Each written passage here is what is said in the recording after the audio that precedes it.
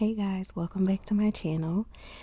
This is Liz. I am a Philadelphia nail tech, and today I'm going to show you how I do a dry manicure featuring triple O polish. So my client has already washed her hands, but I always like to follow up with 99% alcohol or 90% alcohol, just in case they've touched their phones after washing their hands. Next, I'm using my cuticle pusher. I got this from Erica Sada or Erica's. I haven't seen it on their website in a very long time, but I love this cuticle pusher. The reason why is the part that I'm using right now is angled perfectly to push the cuticle back.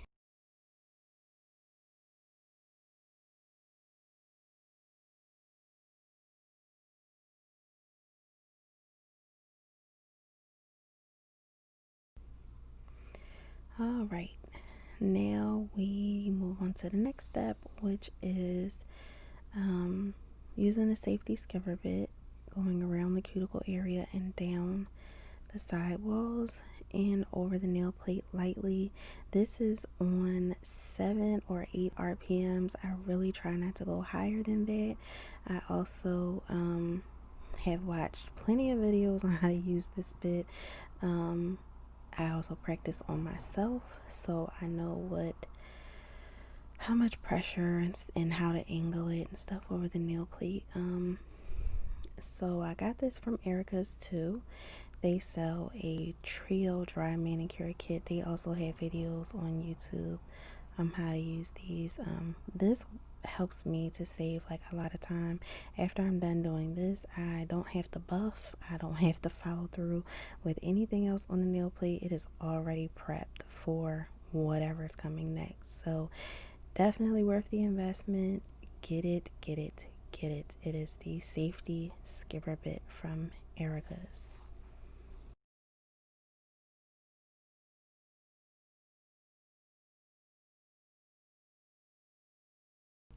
So after going forward, I then stop my e-file, reverse it, and go backwards. And this just makes sure that I can get as much of that sticky stuff off of her nail plate as possible. And all that is like grown up cuticle. So your cuticle actually grows with your nails.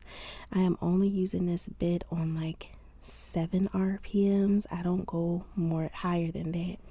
Next, I take the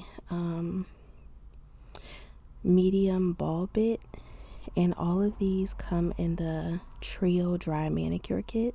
This medium ball bit is amazing. I don't have to use cuticle nippers. I really want to get away from that, so I use this ball bit and I go around the dry part of the cuticle area. It is on the eponychium. Try your best not to put it on the nail plate because it will cause trenching in the nail plate, like dips. If you are uncomfortable with the ball bit, you can always get their unicorn bit. Does the same thing, but it's wider, so you're sure to stay on the skin. And you want to use this ball no higher than like 8 or 9 RPMs. You don't want to really use it higher than that because it is on the live skin.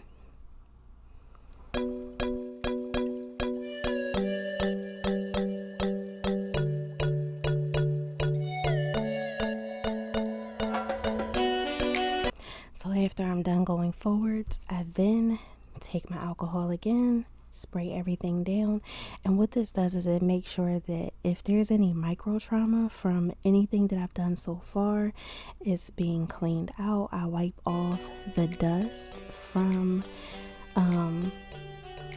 prepping her nail plate, like etching it with that skimmer bit, and then I put my e-file in reverse, take the medium ball, same medium ball, and I go backwards. Okay, now what this does is it once again polishes up that area, makes it look really nice. I don't know how to do a Russian manicure, but this picture wise, and from what my clients tell me, their hands and around their nails feels great after their manicure. I do this for all of my manicures. I even do this for full sets. It's really all a part of my goal of providing exceptional service. Like, I want people to have picture perfect hands all the time. You don't have to do this for every client, but it really is nice. It does make the hands look good. And it's a quality service. Like, they really get a good manicure. And it helps you to remove hangnails without like being fearful of cutting into the skin too much. Alright, so I know that you've noticed this pattern, but I've learned this. I'm taking classes to be a medical nail technician, and one thing that was suggested was using alcohol after using your e-file, even after like filing with an emery board, because it can cause micro scratches, like really, really small scratches in the skin. And what the alcohol will do is it'll help to clean it out. It'll help it to make sure that it doesn't get infected. So that's why you see me using alcohol so much. Her free edge is already really, really, really short, but I like to go through and like clean it up a little bit with the emery board. These are one-time use. Once again, one-time use, meaning you throw it in the trash when you're done. I purchased like 500 of these manicure kits. They're individually packed, and my clients love it because as soon as they sit down, I open it, and I don't use the same kit for their hands as I do their feet. So once I'm done using this on her hands, it's going in the trash.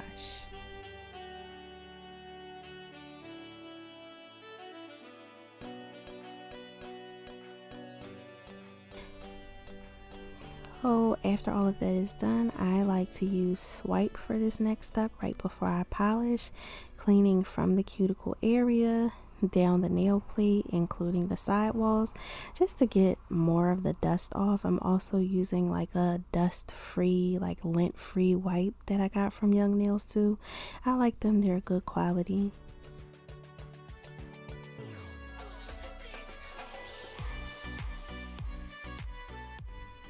So the next thing I'm using is a binder. It's non-acidic binder. I got this when I was in nail school.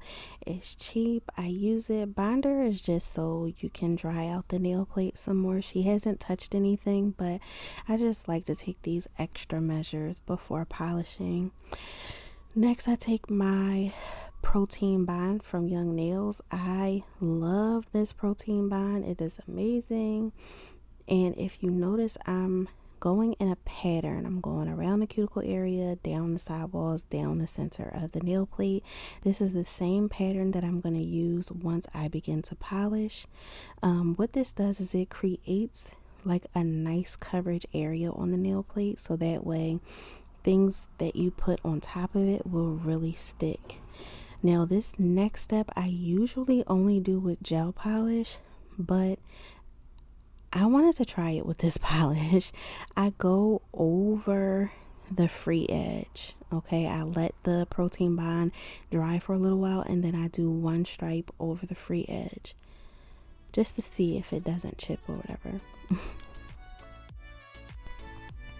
So right now we're deciding where the glitter polish is gonna go. I always mix my polish by shaking it up and down. What that does is it keeps the mixing balls inside from like smacking against the bottle and causing any fractures or cracks. Okay, so you shake it up and down. And now I'm doing a slow-mo of how I polish because I really feel like this is the best technique. I actually learned this from, I believe her name is Ashley Gregory. She's like a coach. Okay, so you want to make sure you wipe both sides of the stick, and then you want to leave a little ball of polish at the tip of your brush. Make sure you pinch the lateral sidewalls, the meats, that's what I call them. Press your brush down and push back towards the cuticle area. Then you want to swipe down, swoop it over, and swipe down that lateral sidewall. And the same thing for the other side. And you want to remember the way that you polished each nail, because you want, when you're done, for the polish to lay flat and even. What this is going to do is going to give it like a gel like shine when it's done. Like, this is amazing. That was the best class I ever took after nail school, because ever since then, like, this has been my saving grace. Like, I can polish my ass off in this for sure. So as you see, there's like very little cleanup also. So you want to do that with all 10 fingers each and every time you polish. And I'm telling you, people are going to be like, yo, she could polish her ass or he could polish his behind off. Like, it really makes a nice, clean, professional looking manicure. So you see, this is after the first coat. Now I'm going through and I'm just cleaning up with my cleanup brush around the cuticle area. Sometimes it just gets on there and it's fine. Do not use your fingernail. Use a cleanup brush. They're literally like $4 or $5. Make sure you get one that has Kolinsky hair. I've had that brush since nail school. I need to replace it, but that is my old faithful. And as you see, I'm polishing the same way again, with the glitter. Glitter polish, you know, it can be a headache, but I love me some glitter. And she does too. She always gets one finger with glitter. And it also helps to do like specialty fingers first, so you don't forget.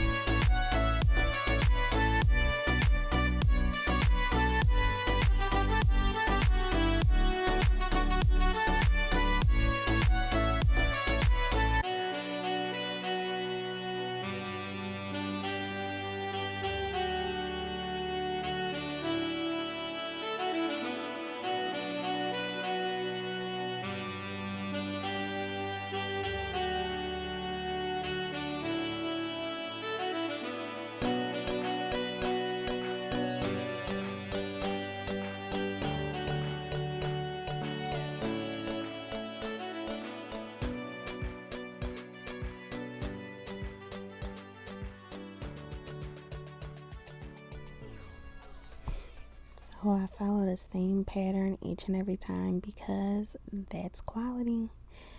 Honestly, I don't want people to be able to tell the difference between gel polish and traditional polish. Traditional polish is still like the bomb.com,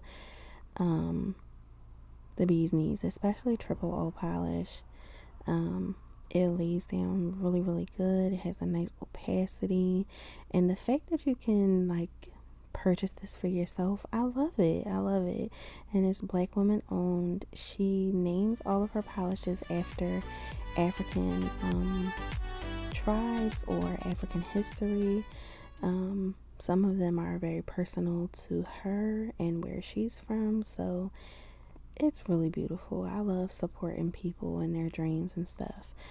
So even though it has great opacity, I'm going through and I'm polishing with the glitter polish again because I really want that nail to twinkle. Okay, I'm also going to polish with the other color again because for me it just looked like it was still a little see-through. Now I do polish very, very thin layers, so that could be the reason why. And this color is a little on the lighter side, and that's okay because when you use thin coats, it's still gonna come out looking good. This is the only time thinner is better. It's like, no, I'm just playing.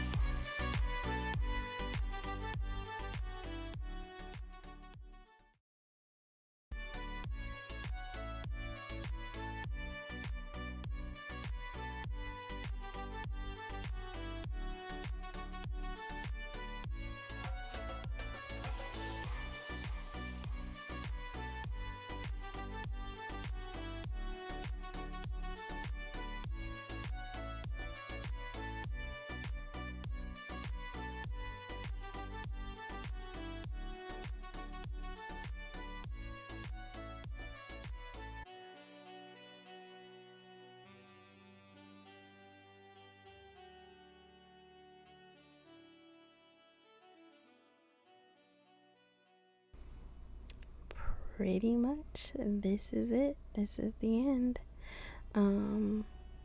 Yep, you want to follow the same pattern. Make sure that you go over the free edge also. The last coat is fine to do the free edge, but in school they teach you to do the first coat over the free edge. It's your pattern. But technically the first layer is supposed to have the free edge covered. Yeah, I like to use Sesh V as a top coat. It has a gel-like finish, but if you can't get Sesh V, you can always get the top coat that Triple O Polish creates. It is amazing. And I follow up with my amazing cuticle oil, which you can also purchase at www.pinkalligator.com. Thank you so much for watching. Have a great day. Oh, make sure to like, comment, and subscribe. Bye.